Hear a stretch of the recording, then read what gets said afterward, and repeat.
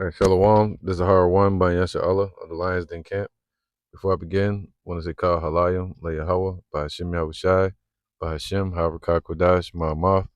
Double honor to the elder apostles of GMS and their elders. Shalom to you, Akim, Nakwatim, and children that believe in sincerity and truth around the four corners of the earth. It's going to be a quick, impromptu breakdown. Jeremiah 51 and 62. All right. Actually, go to 61. And it says, actually 62. Then shalt thou say, O Yahweh, thou hast spoken against this place, talking about Babylon. All right, let's read verse 61. Actually, verse 60. Jeremiah wrote in a book all the evil that should come upon Babylon. Of course, it was talking about ancient Babylon, but ancient Babylon is a reflection of today's great Babylon, the daughter of Babylon. All right. So it says, even all these words that are written against Babylon. So even today, today that kingdom is known as the U.S. All right, Babel meaning confusion, and as we can see, this government is based upon confusion. All right, and it says, and shall read all these words. So like it, and Jeremiah said to Saraiah, when thou comest to Babylon, and shalt see, and shalt read all these words. All right, this happened then, but the things that happened aforetime were written. The things that were written aforetime were written for our learning. All right, so today we will have hope. All right, and things written, a lot of them happened, like were chronicled. All right, it was prophecy, then it was chronicled. Also, the things that would happen in the present back then, in the past. So that was also their living was for our learning, just like it was written for our learning. Verse 62. Then shalt thou say, O Yahweh, thou hast spoken against this place, just like the Lord has spoken against this Babylon today. All right. To cut it off. All right. So he can speak to a place for it to continue, or he can speak to it against it for it to be cut off, man. And the Lord has spoken against this modern Babylon, according to the book of Revelations, that this Babylon is going to be cut off. All right. It says that none shall remain in it, man. Neither man nor beast, but that it shall be desolate forever. And it's prophesied that Russia, China, and its allies, Iran, and these other nations, they're gonna it says what? They're gonna clean the whole land, man. Right? Destroy it. They're gonna bring destruction to this whole land. All right. So that no person is gonna be remaining here. And if you're not of the elect, you're gonna get caught up. You're gonna get caught up in it. It says, but that it shall be desolate forever. And we know ancient Babylon, that kingdom is desolate, but the land is not desolate. It's called modern day Iraq. All right. So when it talks about being desolate forever, it's prophecy about this modern day Babylon. It's going to be desolate forever. All right. And forever just means a long time. And it shall be when thou hast made an end of reading this book. All right. When thou hast made an end of reading this book, that thou shalt bind a stone to it. So he told Jeremiah to take a stone and bind it to the book and cast it into the midst of the Euphrates. And thou shalt say, Thus shall Babylon sink, just like the Titanic. All right, so this place is going to sink, just like the Titanic, man, just like ancient Babylon, and and shall not rise from the evil that I will bring upon her. It's going to be heavy. All right, cause this place to sink, man. The Lord about to apply pressure from the evil that He's going to bring, the bad things the Lord is bringing upon this place, and and they shall be weary. Thus far are the words of Jeremiah. All right, there was prophecy. So now, today, with modern Babylon, let me get this. Revelation 18 to 16. This is when this prophecy is going to truly play out. Revelation 18 and 16. And saying, alas, alas, that great city that was clothed in fine linen. Right, let's go up to verse 1. And after these things, I saw another angel coming down from heaven, having great power, and the earth was lightened with his glory. And he cried mightily with a strong voice, saying, Babylon the Great is fallen. And this is during the time of John the Revelator on the Isle of Patmos, which was written around 90 AD, when he was on the Isle of Patmos. All right. Now he he was he was given a vision of what's to come. Matter of fact, I always like to go to the scripture. Let me say this. I always like to go to the scripture because it shows you that it's talking about a future event. Because ancient Babylon that Isaiah and Jeremiah were around was established 627 BC and was destroyed in around 540 539 BC under Cyrus the Great and the Persians. All right, so by the time John the Revelator was on the scene on the Isle of Patmos, he was talking about a future Babylon, and we're in it right now.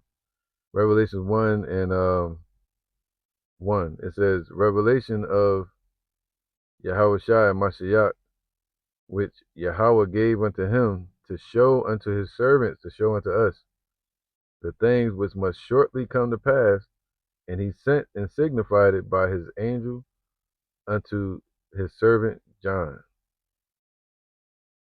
All right. So he's saying what? It's going to be the prophecy. All right. Let's go to verse 19. It says, write the things which thou hast seen, the same way he told Jeremiah to write them. He told John the Revelator to write them. Write the things which thou hast seen, and the things which are, and the things which shall be hereafter. So he told John the Revelator to write the things that he experienced with the disciples and with Yahweh Shai, and write the things that are when he was on the Isle of Patmos and what he saw, the angels, and then write the things that he's going to see, that he saw, the vision that he gave him about the future. That he should, Revelation 1, it said the things which must shortly come to pass. All right, so it's talking about a future Babylon. So let's go back to it. It says, bind, remember he told him to bind the stone upon the book, the scroll, the part of the Bible that he had at that time, because they didn't have the whole scripture yet. But the part of the scroll that he had, he told him to bind it to a stone and throw it into the Euphrates River, because it was an example of how Babylon was going to sink with violence. All right. Revelation 18, it says, so now, and cried mightily, 18 and 2, and he cried mightily with a strong voice, saying, Babylon the Great is fallen, and has become the habitation of devils and the hold of every foul spirit. All right, so even 2/3 or these heathens that's going to be here, that, to get destroyed, and a cage of every unclean and hateful bird, man. So unclean animals are still going to be kind of thriving in the midst of it, like in a toxic environment. So let's go to verse 16. And saying, Alas, alas, that great city that was clothed in fine linen and purple and scarlet and decked with gold and precious stones and rivers, right? Because the scriptures say, let her rivers be dried up. Talking about her imports, talking about drought. All right, it's all going to be dried up to where this Habakkuk chapter 2, it says, how long shall they increase in that which is not his? So all the nations were paying rent to America just to even exist. All right, to operate in sovereignty, they're paying rent and tariffs to the U.S. And these nations are tired of it. They're saying, how long are they going to increase in that which is not theirs? How long we got to keep paying their debt, man?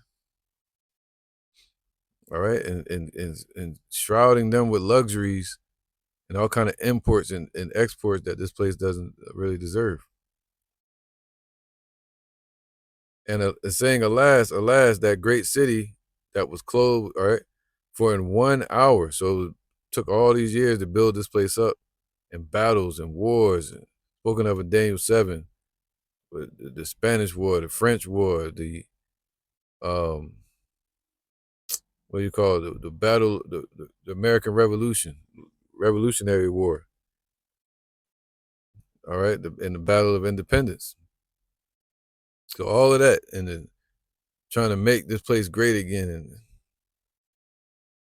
you know, operating and panicking and in haste. Well, the Lord said in 1 hour, it's just going to be taken away from him. For in 1 hour, so great riches is come to naught, man. Like it's nothing to the Lord. All the innovations, everything they built up here, right? Just like the Roman Empire, just like ancient Athens. For in 1 hour, so great riches is come to naught. And every shipmaster and all the company in ships and sailors and as many as trade by the sea stood afar off and cried when they saw the smoke of her burning, saying, what city is like unto this great city? Because they're going to look at it and say, damn, this, and they're going to be in fear. Because a lot of them are proxy nations. And they're going to say, damn, no more trade coming. No more threats. What city was like this place, the U.S.? And they cast dust on their heads and cried, weeping and wailing, saying, alas, alas, like, wow, it finally happened. That great city wherein were made rich all that had ships in the sea by reason of her costliness. For in 1 hour is she made desolate, man. All right. So there ain't going to be nothing to come over here and trade with or to take from, because it's going to be eliminated. Rejoice over her, thou heaven, and ye holy apostles and prophets. So in the heavens and upon earth, the apostles and the prophets and the angels are going to rejoice over it. But the rest of the world are going to gnash their teeth and be upset or in fear. All right. So rejoice over her, thou heaven, Yahweh as well, and Yahweh. For Yahweh have avenged you on her. That's what this is all about. Them touching the apple of the Lord's eye. All right. Fighting against Ariel. All right. Fighting against the children of Israel. And a mighty angel took up a stone. See, same example that Jeremiah was shown. All right. So the same judgment is going to fall on any tyrannous um, country or rulership that's operating in tyranny. The Lord going to have the same judgment fall upon them. And this is the judgment of this place that's coming. The same way he told Jeremiah. And a mighty angel took up a stone like a great millstone and cast it into the sea. Just like he told Jeremiah to cast the stone with the book to it into the Euphrates River, to show the example of how Babylon was going to fall, sink. with violence because of the Lord's word. All right, his word is going to be tied to it. All right. Took up a stone like a great millstone and cast it into the sea, saying, "Thus with violence shall that great city Babylon be thrown down." And the sea uh, also represents the people. Yeah, that's how it's talking about the missiles, symbolically of it's going to be a nuclear war where missiles are going to be shot from one continent to the next and go into the sea of people and also destroy their waters around the country, poisoning the waters. All right. But with great violence shall that great city Babylon be thrown down, and shall be found no more at all. The voice of harpers and musicians and pipers and trumpeters, parades. They had Martin Luther King Day today. They were parading around probably. Shall be nothing shall be heard no more at all in thee. No more Suno, no more singing, no more American Idol, right? And no craftsman of whose whatsoever craft he be. That means technology, cars, houses, businesses, innovations, clothing lines, rappers, poets, singers, actors. No craft, nothing's going to exist here anymore, according to the Lord's word. Nothing shall be found any more in thee, and the sound of a millstone shall be heard no more at all in thee. It's not going to be any work, no production, no trade, you know. And the light of a candle shall shine no more at all in thee, and the voice of the bridegroom, right? The voice of the bridegroom and of the bride shall be heard no more at all in thee. And it goes into marriages. And that's what this place is really built on: loans and banking, marriages. The Lord said they're going to be marrying and giving in marriage, to the day of destruction. And that goes for both type of marriage, all the types of marriages they got nowadays here. All right, dealing with these satanic marriages. And it says, "For thy merchants were the great men of the earth, for by thy sorceries were all nations deceived." Man, so through that dollar, all nations were deceived. That's a form of sorcery that was used on these nations, especially with uh, um, the establishment of NATO, and then the Bretton Woods Agreement, um, and then for America to pull away in 1973 with the Nixon shock from 1971, um, and decouple the dollar from gold. Then that deception, what's it called, the Bretton Woods Agreement, where everybody decided to use the dollar as a form of trade. All right. So, and it says, "For by thy sorceries, a demonocracy, the Christianity, etc., etc., all of their politics. And in her was found the blood of the prophets and of the saints," man, because this is the place that shed the blood of the children of Israel, man. All right. "And of all that were slain upon the earth." So that was just a quick lesson, man. Jeremiah 50, showing the comparison of the Lord. He said he changed not, and he'll bring the same judgment. He said all the plagues of Egypt are going to be on this place. The plagues that fell on Nineveh, the plagues that fell on Sodom and Gomorrah, ancient Babylon. All right. So he said, "Thus with violence shall Babylon be thrown down." So it ain't gonna be pleasant. The Lord said he's coming to bring a sword and not peace. All right. So his word stands, man. His word is faithful and true. So with that, I'm gonna end it. Say shalom.